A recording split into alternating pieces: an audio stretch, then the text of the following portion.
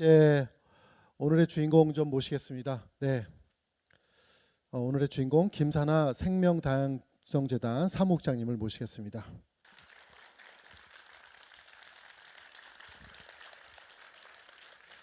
네, 현재 이화여자대학교 에코과학부 연구원이고요. 또 제인구달 아시죠? 네, 제인구달 선생님 연구소의 뿌리와 새싹 프로그램 한국 지부장으로도 활동하고 계신 이 김사나 사무국장님은요, 인도네시아 정글에서 자바 긴팔 원숭이를 연구한 우리나라 최초의 야생 영장류 학자로 자연과 동물을 과학적으로 연구하고 계시고요. 생태학과 예술을 융합하는 작업에도 많은 관심을 기울이고 계십니다. 저서로는요, 자연 생태계 환경의 중요성을 알리는 그림 동화도 있네요. 스탑 시리즈. 그 다음에 여러분 잘 아시죠? 비숲, 또 김사나의 야생학교 등이 있습니다. 여러분, 김사나 사무국장님, 김 박사님을 큰 박수로 맞이해 주십시오. 네, 안녕하세요.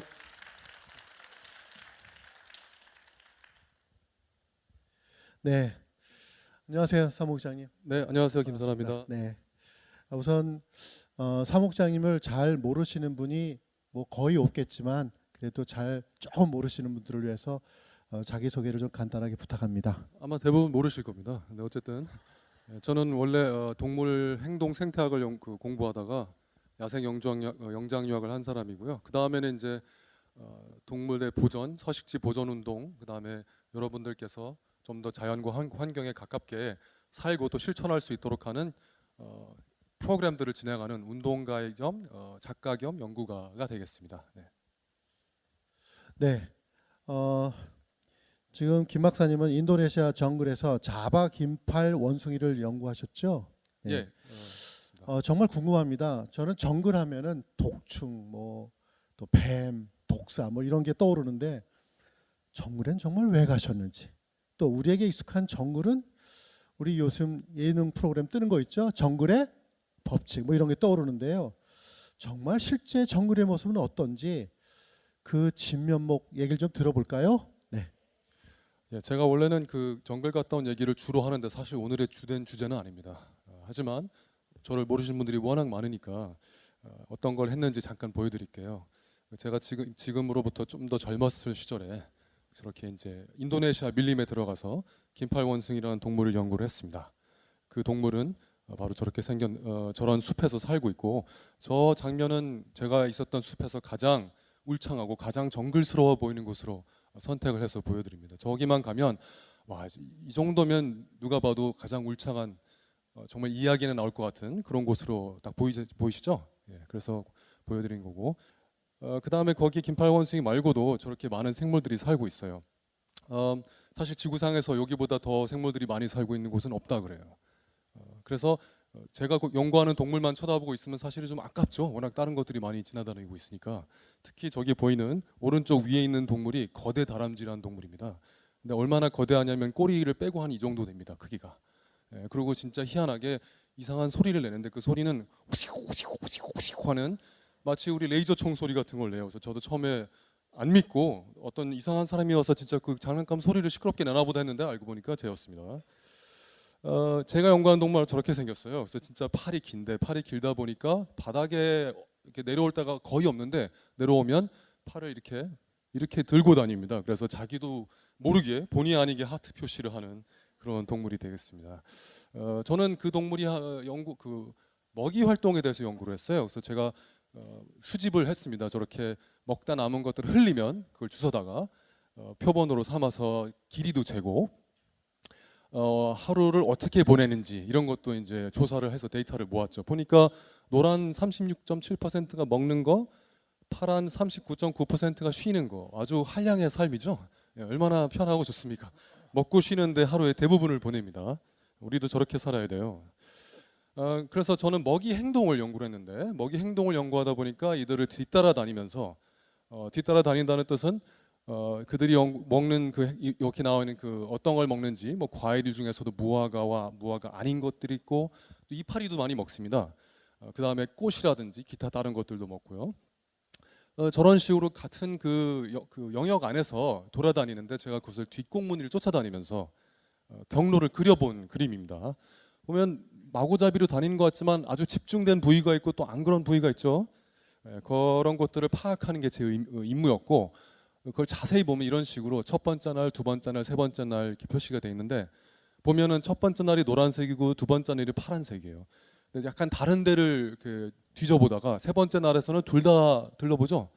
이런 식으로 뭔가 전략이 있는 것 같다라는 것을 전제로 삼아서 연구를 진행하게 되었습니다.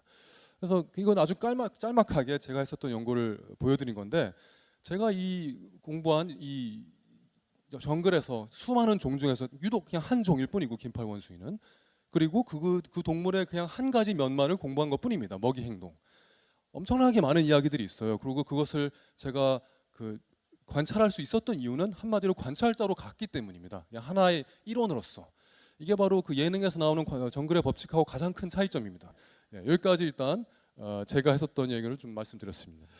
네, 얘기를 들어보니까 이 자바 긴팔 원숭이의 뭐 하루 일과의 한 39.9%가 지금 트래블링, 그러니까 계속 이동을 그렇죠. 하고 네, 하는데 좀 특이하네요. 왜냐하면 네. 이제 한 곳에 있는 먹이를 다 먹어버리지 않고, 다 먹어버리면 그 다음에 갈 게 없지 않습니까? 그래서 여기저기 뭐가 있는지 파악하면서 하느라고 많이 돌아다니고, 그다음에 이제 편식을 하면 안 되니까, 우리 편식하는 어린이들도 있겠지만 이것저것 먹어야지 골고루 영양분이 있으니까 돌아다닙니다. 혹시 전 개인적으로 좀 궁금한데요. 이 긴팔 원숭이가 혹시 육식도 하는 경우가 있습니까? 육식은 거의 안 하고요. 어쩌다 1%도 안 됩니다. 근데 갑자기 뭐 거미가 보인다든가, 아니면 간식은 하는군요, 그러니까. 중간중간. 송충이 같은 게 있으면 갑자기 가서 씹어 먹기도 합니다. 아, 그래요? 그래서 예전에 한번 이만한 거미를 먹는 걸 봤는데 아주 크런치한 소리가 나더라고요. 그냥 아그작 하는 소리를 내면서 아주 맛있게 먹었는데 거의 조금밖에 안 먹습니다. 근데 이제 인도네시아에는 원숭이 종류 여러 종류가 있다고 저도 알고 있는데 네.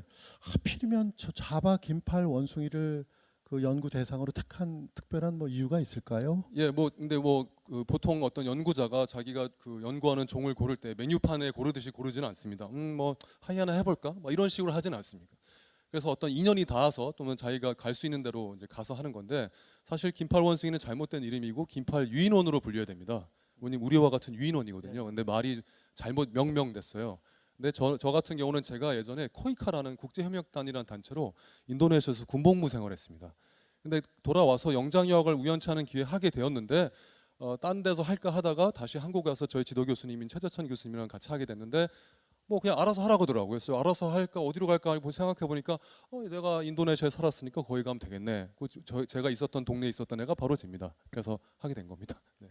네, 인도네시아에서 오래 보셨지만 네. 또 여기 우리 동물원에 원숭이들이 있잖아요. 그렇죠. 또 동물원 원숭이도 이렇게 관찰도 많이 하셨어요? 네, 저는 안 하지만 제 팀에서는 동물원에 있는 뭐 침팬지나 오랑우탄이나 기타 원숭이를 가지고 관찰하면서 인지 실험 같은 것도 하는 그런 연구도 진행하고 있습니다. 네. 네, 그러니까 인도네시아 장굴에 있는 긴팔 원숭이랑 이 동물원에 있는 원숭이랑 뭐 좀 극명하게 보이는 차이점 같은 게 좀 있습니까? 너무 좋은 질문이신데, 여러분 동물원에 대한 요즘 이슈가 많지 않습니까? 근데 동물원 뭐 여러 가지 이야기를 할 수 있겠지만 일단은 극명한 차이가 있죠. 제가 아까 보여드린 그 이동 경로 보십시오. 하루에 최소 1km 이상을 다닙니다. 그리고 그렇게 마구잡이로 다녀야 직성이 풀리는 그런 바로 동물이에요. 그 직성이 풀린 정도가 아니라 자기 생리가 돌아가는 거죠.